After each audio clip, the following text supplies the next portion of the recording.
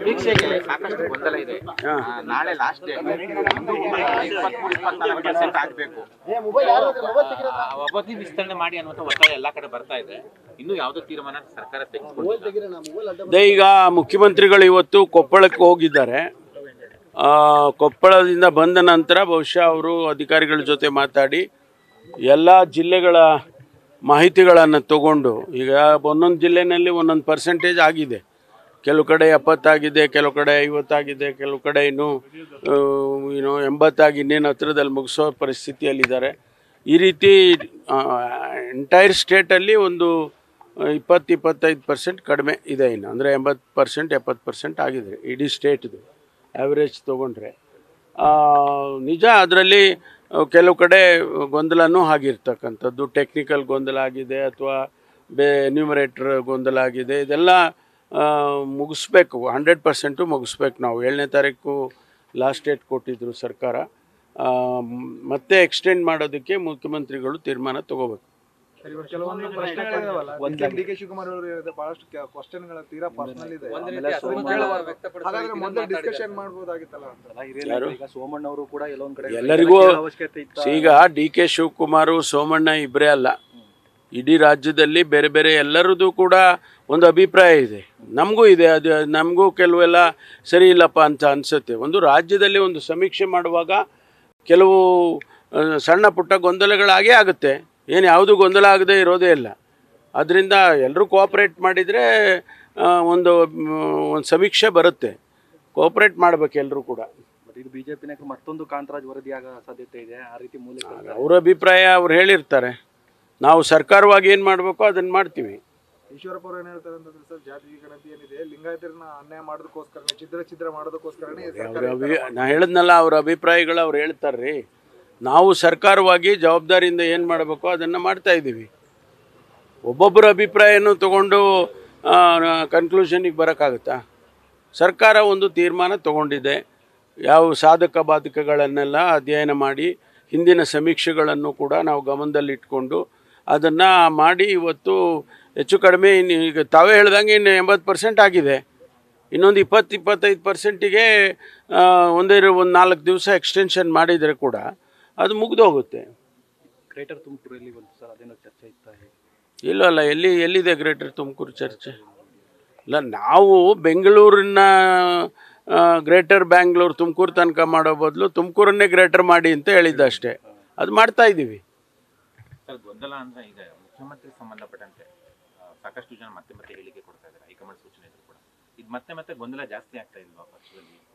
ಏನು ಗೊಂದಲ ಕಾಣಿಸ್ತಾ ಇಲ್ಲಪ್ಪ ನನಗೇನು. ಅವರೇ ಹೇಳಿದ್ದಾರೆ ಮುಖ್ಯಮಂತ್ರಿ ನಾನು 5 ವರ್ಷ ಇರ್ತೀನಿ ಅಂತ. ಇನ್ನೇನಂದ ಆಯಿತು, ಮುಖ್ಯಮಂತ್ರಿ ಜವಾಬ್ದಾರಿ ಇಲ್ವಾ ಅವ್ರಿಗೆ?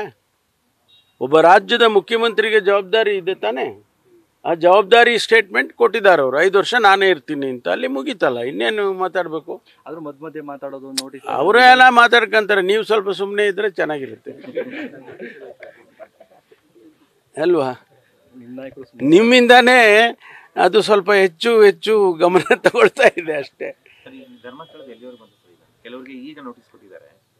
ಇಲ್ಲ, ಅವರಿಗೆ ಅಂತಿಮ ವರದಿ ಬೇಗ ಕೊಡಿ ಅಂತ ಹೇಳಿದ್ದೇವೆ. ಬೇಗ ಅಂದರೆ ಎಷ್ಟು ಬೇಗ ಅಂತ ಡಿಫೈನ್ ಮಾಡಿಲ್ಲ ನಾವು.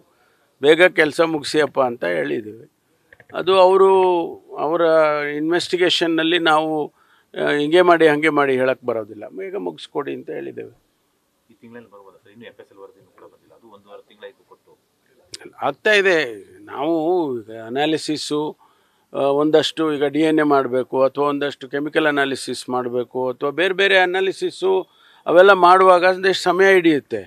ಅದನ್ನು ಫೋರ್ಸ್ ಮಾಡೋಕ್ಕಾಗೋದಿಲ್ಲ. ಈಗ DNA ಅನಾಲಿಸಿಸ್ ನೀವು ಈಗಲೇ ಹೇಳ್ಬಿಡಿ ಅಂದರೆ ಹೇಳೋಕ್ಕಾಗತ್ತಾ? ಅಥವಾ ಯಾವುದೋ ಒಂದು ವಸ್ತು ಅವರು ಸೀಸ್ ಮಾಡ್ಕೊಂಡು ತಂದಿದ್ದಾರೆ, ಅದನ್ನು ಕೆಮಿಕಲ್ ಅನಾಲಿಸಿಸ್ ಮಾಡಬೇಕು. ಅದನ್ನು ಮಧ್ಯದಲ್ಲಿ ನೀವು ಹೇಳ್ಬಿಡಿ ಅಂದರೆ ಆಗೋದಿಲ್ಲ. ಅದಕ್ಕೊಂದೆರಡು ಪ್ರೊಸೀಜರ್ಸ್ ಇರುತ್ತೆ. ಅವರು FSLನವರು ವರದಿ ಆದಷ್ಟು ಬೇಗ ಕೊಡಬೇಕು ಅಂತ ಹೇಳಿದ್ದೇವೆ. ಅಂದರೆ ಪ್ರಯಾರಿಟಿ 10 ಸ್ಯಾಂಪಲ್ ಇದ್ದರೆ ಇದನ್ನು ಮೊದಲು ತಗೊಳ್ಳಿಯಪ್ಪ ಅನ್ನಂಗೆ ಆ ಥರ ಮಾಡಿ ಕೊಡ್ತಾರೆ. ಅದೇ ವಿಚಾರವಾಗಿ BL ಸಂತೋಷ್ ಅವರು ಹುಲಿಗೆ ರಕ್ತದ ರುಚಿ ಅಂಟ್ಬಿಟ್ಟಿದೆ, ಧರ್ಮಸ್ಥಳಕ್ಕೆ ಇದು ನಿಲ್ಲೋದಿಲ್ಲ, ಬೇರೆ ಬೇರೆ ದೇವಸ್ಥಾನಗಳಿಗೂ ಕೂಡ ಇದು ಎಕ್ಸ್ಟೆನ್ಷನ್ ಆಗುತ್ತೆ ಅನ್ನೋ ಯಾರು ಗೊತ್ತಿಲ್ಲ, ನಾನು ಗಮನಿಸಿಲ್ಲ. ಕೆಲವರು ಟಾರ್ಗೆಟ್ ಮಾಡಿದ್ದಾರೆ, ಗಮನಿಸಿಲ್ಲ ನಾನು.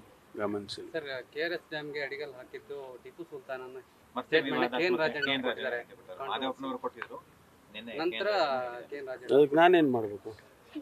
ಸರ್ ಅಲ್ಲ ರೀ, ನಾನೇನು ಮಾಡಬೇಕು? ಇದು ಮೊದಲು ಅವ್ರು ಹಂಗೆ ಹೇಳಿದ್ರು, ನೀವೇನು ಹೇಳ್ತೀರ ಅನ್ನೋದು ಕೇಳೋದು ಬಿಡಿ ನೀವು. ಅಲ್ಲ ಒಂದು ವಿವಾದ ಅಲ್ಲಪ್ಪ ಕೇಳಿಯಪ್ಪ, ಅವ್ರವ್ರ ಅಭಿಪ್ರಾಯ ಅವ್ರು ಹೇಳಿಕೆ ಕೊಡ್ತಾರೆ, ನಮ್ಮನ್ನ ಯಾಕೆ ಕೇಳ್ಬೇಕು ನೀವು? ನಾನು ಒಂದು ಹೇಳಿಕೆ ಕೊಡ್ಬೇಕು ಗೊಂದಲ ಮಾಡೋಕ್ಕೆ? Sir it is controversial okay. ಶಾಶ್ವತವಾಗಿ ವಯೋಮಿತಿ ಸಡಿಲಿಕ್ಕೆ ಇದೆಯಲ್ಲ PSI ಕಾನ್ಸ್ಟೇಬಲ್ ಎಸ್ಪಿಗೆಲ್ಲ ಎಲ್ಲಿವರೆಗೂ ಬಂದಂತ ನೋಡಿ, ಎಲ್ಲ ರಾಜ್ಯಗಳದ ಮಾಹಿತಿಯನ್ನು ತರಿಸ್ಕೊಂಡಿದ್ದೇನೆ. ಕೆಲವು ರಾಜ್ಯದಲ್ಲಿ ಹೆಚ್ಚಿದೆ, ಕೆಲವು ರಾಜ್ಯದಲ್ಲಿ ಕಡಿಮೆ ಇದೆ. ನಾವು ನಮ್ಮ ಯುವಕರಿಗೆ ಅವಕಾಶ ಸಿಗುವ ರೀತಿಯಲ್ಲಿ ಏನು ಮಾಡಬೇಕೋ ಅದನ್ನು ಖಂಡಿತವಾಗಿ ಮಾಡ್ತೀವಿ. ಅದಕ್ಕೆ ಕ್ಯಾಡರ್ ಆ್ಯಂಡ್ ರೆಕ್ರೂಟ್ಮೆಂಟ್ ರೂಲ್ಸ್ ಅಂತ ಇರುತ್ತೆ, ಅದನ್ನು ಅಮೆಂಡ್ ಮಾಡೋದಕ್ಕೆ ಪ್ರಸ್ತಾವನೆ ಕಳಿಸಿದ್ದಾರೆ. ಅದನ್ನು ನಾವು ಎಕ್ಸಾಮಿನ್ ಮಾಡಿ ಆದಷ್ಟು ಶೀಘ್ರವಾಗಿ ಅದನ್ನು ಮಾಡ್ತೇವೆ. ಈ ವಯೋಮಿತಿಯನ್ನು ಸಡಿಲ ಮಾಡ್ತಕ್ಕಂಥದ್ದು ಅಥವಾ ಹೆಚ್ಚು ಮಾಡುವಂಥದ್ದನ್ನು ಮಾಡ್ತೀವಿ. ಈಗಾಗಲೇ ಸರ್ಕಾರ ರೆಕ್ರೂಟ್ಮೆಂಟ್ ಕಳೆದ 2 ವರ್ಷದಿಂದ ಇರಲಿಲ್ಲ ಅಂತ ಹೇಳಿ 3 ವರ್ಷ ಎಕ್ಸ್ಟೆಂಡ್ ಮಾಡಿದ್ದಾರೆ. ಅಂದರೆ ಆ ಜನ ಯಾರು 2 ವರ್ಷ ಕಳ್ಕೊಂಡಿದ್ರು ಅವ್ರಿಗೂ ಅವಕಾಶ ಸಿಗಲಿ ಅಂತೇಳಿ 3 ವರ್ಷ ಎಲ್ಲರಿಗೂ ಕೂಡ ಒನ್ ಟೈಮ್ ಅಂತ ಮಾಡಿದ್ದಾರೆ. ಆದರೆ ಪೊಲೀಸ್ ಇಲಾಖೆಯಲ್ಲಿ ನಾವು ಪರ್ಮನೆಂಟಾಗಿ ಮಾಡಬೇಕಾಗುತ್ತೆ. ಅದನ್ನು ನಾವು ಕ್ಯಾಡರ್ ಆ್ಯಂಡ್ ರೆಕ್ರೂಟ್ಮೆಂಟ್ ರೂಲ್ಸನ್ನು ಅಮೆಂಡ್ ಮಾಡಬೇಕು. ಅದನ್ನು ಮಾಡ್ತಾಯಿದ್ದೀವಿ. ಬಹುಶಃ ವಾರ 10 ದಿವಸದಲ್ಲಿ ಮುಗಿಸ್ತೀವಿ. 5 ವರ್ಷಕ್ಕೆ ಎಕ್ಸ್ಟೆನ್ಷನ್ ಕೇಳಿದ್ರು. Thank you. ನ್ಯೂಸ್ ಫಸ್ಟ್ ನಿರ್ಭೀತಿಯಿಂದ ನಿಮ್ಮ ಪರವಾಗಿ.